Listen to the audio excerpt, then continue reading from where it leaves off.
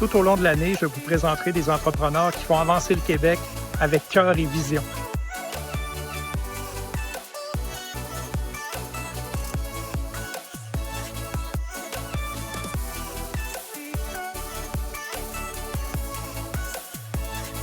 Donald Olivier, président-directeur général de la Société du Parc industriel et portuaire de Bécancour, l'acronyme la SPIB.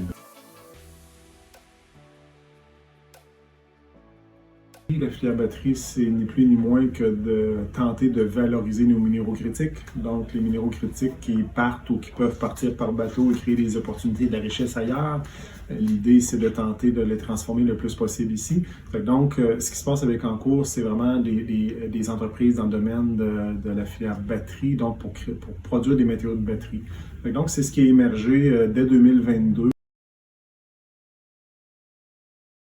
Le défi, c'était vraiment le marché change. Là, donc, on voit qu'il y a un ralentissement de la demande des véhicules électriques. Fait que les entreprises tempèrent un peu leur vitesse de déploiement. Puis aussi, l'instabilité au sud a un impact sur les décisions d'investissement. Mais quand tout ça est arrivé en 2022, ça allait très, très, très vite. Donc, le défi qu'on avait, c'était de construire, nous, nos infrastructures en même temps que les usines poussaient. Donc, la route d'accès n'existait pas. Il fallait la faire avant que les usines commencent, mais eux voulaient commencer rapidement.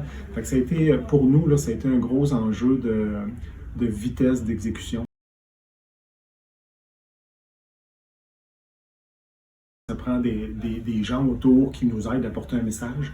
Si moi, les gens ne croient pas ou n'entendent pas ce que j'ai à dire, bien, si ça résonne dans d'autres organisations, de porter le message, je pense que ça peut aider.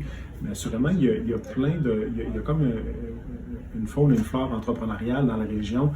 Puis, il n'y a pas de petites retombées économiques. Parce que le petit commerce du village qui va augmenter son chiffre d'affaires de 20%, mais 20% de 100 000 ou 20% d'un million ou 20% de 10 millions, c'est important pour lui, 20%. Son 20% est propre à son contexte, fait qu'il n'y a pas de petites retombées. Fait que moi, je pense que du maillage comme ça nous aide à tenter d'aider le plus d'entreprises possible qui peuvent saisir les opportunités.